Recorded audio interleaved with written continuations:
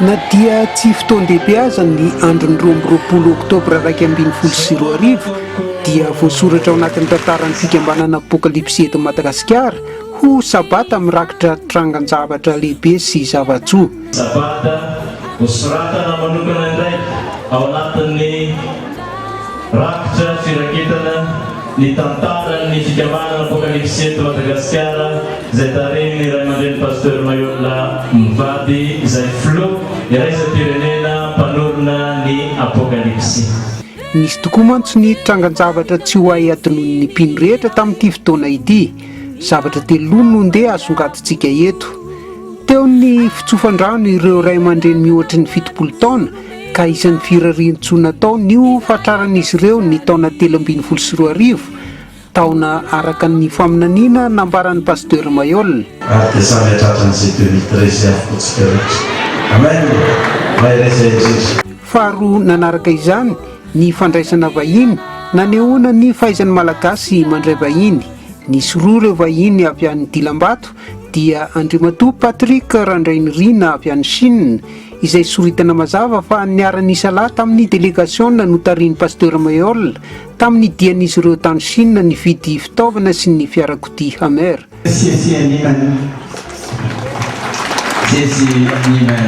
Teo koa Ramatoa Fara avy any Frantsa izay nampiatrano ny fianakavian'ny Pasteur Mayola tamin'ny dia tany ivelany. Fitokanana amin'ny anaran'i Jesosy ity fiarakodia ity izay fiaran'i Jehovah. Fa ny fahatelo izay tsy nikely indrindra akory dia ny fitokanana sy fanolorana tamin'ny mpomby ofisialy ireo fiarakodia roa tamin'ny mpino apokalipsy. Nitokana ireto fiara ireto ny Pasteur Mayola Mivady ary nanolotra ihany koa ny lakile tamin'ny tompona andraikitra. Voilà, amin'ny anaran'i Jesosy Kristiany nitokanana azy ity voninahitran'Andriamanitra irery ihany anaovana ny asa fanomponan'Andriamanitra satria hoy izy hoe mahay fahabe marakariva amin'ny asan'ny tompo fa tsy foana izay korony eklesianareo ay. Dia sokafana indray izy ity dia atolotra ny tompona andraikitra ihany keo ny lakile zany fiarakodia zany mba ahafahany mikarakara azy kotrap'izay tsara ny fiara mba hijanona amin'ny fahatsarany. Manazavany amin'ireto fiarakodia vao natolotra ireto ary ny Pasteur Mayola. Isa taona zany isaky ny mahavita fivadikana ny fiangonana dia misy fanomezana omen'Andriamanitra foana zany. Dia ity indray zany ny fanomezana omen'Andriamanitra anaovana asan'Andriamanitra amin'ity taona ity 2024 ity zany ireo fiarakodia anankiroa ireo zany. Minibus zany izy ireo dia car satria hatramin'izay zany efa manana 4x4 maro zany ny fikambanana. Dia minibus indray zany nividiana satria 4x4 rehefa afaka mandeha amin'ny lalana ratsy azy fa ity indray anaovana ny asa. Ity tôbily anankiray eto anoloantsika ity zao dia sady ampiasain'ny radio fanambarana koa izy ity zany mpanao gazety zany amin'ny asa izay atao eran'ny Madagasikara sy eto Antananarivo renivohitra. Ity Ford ity zany dia turbo diesel izy io zany 220 tableau kilométrikany dia 120 chevaux zany izy io dia chevaux dina moa zany le 120 dia 5 cylindres. Ity zany matanjaka be ity tomobile ity mitovitovy tanjaka 4x4 reny ihany tanjaka izy ity zany. Dia ity 14 place zany ity fiarakodia anankiray ity fa le anankiray ry indray zany turbo diesel ihany 120 chevaux 4 cylindres fa 29 place izy zany 30 place eo zany miaraka amin'ny chauffeur. Dia ry zany ohatrany hoe tôbily mpitondra touriste reny mihitsy moa izy. Ireto fiarakodia reto mantsy zany zao dia mety hieritreritra indray ny olona hoe fisehosehoana sy fereary fa le izy hoy ny baiboly hoe raha irehere nareo dia oka amin'ny Jehovahandriamanitra reo ny irereavanareo. Dia mazava be zany fa voninahitr'Andriamanitra io zany proof fa velona le Andriamanitra ary miaino ary mitako le Andriamanitra. Ka raha izao tontolo zao azy izay tsy manompo an'Andriamanitra fa manompo an'ny devoly sy ny satana mampiseho ny heriny sy ny fahefany amin'ny atao hoe fananana fitaovana tahaka an'izao dia tsika voakan'Andriamanitra koa tokony asehontsika koa amin'ireo olona ireo izay tsy manompo an'Andriamanitra fa hoe raha tahin'Andriamanitra koa ianareo raha tahiny izay Andriamanitra tompoinareo koa ianareo ny vahoaka kristianina izay manompo an'Andriamanitra vavolombelona koa zao asehonay fa mitahako ilay Jehovahandriamanitra izay antsoina sy vavanay kristianina rehetra koa zany. Fiarakodia madinika no maro amin'ny fampiasan'ny fikambanana apokalipsy tamin'ny farany teo dia nisy ny ezaka Gideona nahazoana ny fiarakodia Hamera vaventy, ary tamin'izao farany izao ihany koa dia fiara vaventy no ezaka. Koa inona ary no antony fitianana izany fiara vaventy izany?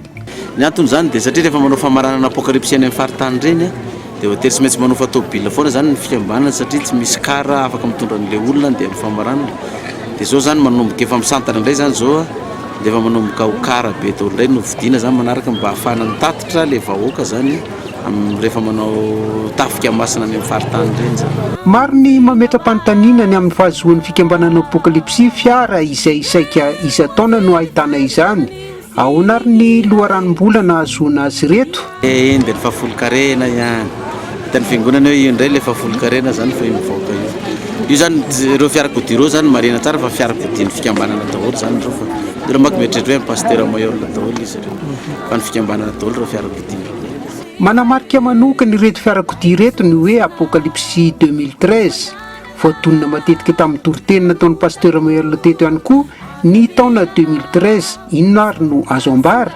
Ka iny zany fa aminan'iny moa le 2013 zany dia tsy maintsy eo ampomanina foana ilay olona mba tsy ho tapoka amin'ny olona zany le izy, satria efa tsika zany tsy miverina fa mandroso zany zao. Dia efa makany amin'ilay 2013 dia iny le toriteny tao hoe ny finoana dia fanantenana ny zavatra tsy hita, izy ny Hébreu 2:12 fanantenana ny zavatra tsy hita, zay ny atao hoe finoana zany. Dia mba ampimanina foana zany ny vahoakan'Andriamanitra sy ny malagasy rehetra, efa makany amin'ny 2013 tsika. Ity taona 2012 ity moa dia azo ambara fa nisian'ny ezaka samihafa teo anivon'ny fikambanana apokalipsia. Isan'izany ny amin'ny fipariahan'ny radio fanambarana amina faritra maro. Dia 2011 ity zany no tena isany anankiray nanaovan'Andriamanitra asa lehibe ihany koa tamin'ny fikambanana, satria ity taona 2011 ity zany no nahafana nametraka ny Anjomara dia ny radio eran'ny Madagasikara faritany enina zany efa misy radio avokoa zany dia mbola misy ireo le région na faritra tahaka ny hoe Ambositra, Antsirabe, Ambatondrazaka, Ambatofinandrano, reny zany dia efa misy radio avokoa zany ny fikambanana apokalipsia. Ahoana kosa ary ny ezaka manaraka? Ka ny ezaka manaraka moa zany dia isa-taona foana zany, isa-taona foana zany isaky ny vita le fivadikan'ny efapolo sabata zany dia tsy maintsy misy fanomezana omen'Andriamanitra foana. Dia izao hitantsika zao farafakely zany tôbila roa isa-taona zany nomen'Andriamanitra anaovana ny asan'Andriamanitra. Eto ampamaranana dia misy ny hafatra apetraky ny pasteur Mayol. Ny hafatra farany zany dia zao hoe ity firenentsika malagasy ity zany eto nisehon'ny voninahitr'Andriamanitra manerana izao tontolo zao, ary kely sisan'ny fotoana amahana ny problème sy ny crise eto amin'ny firenentsika dia osehon'Andriamanitra eto ny voninahiny eran'izao tontolo zao, fa izao tontolo zao dia anaiky an'ity firenentsika malagasy ity afaka fotoana fohy zany.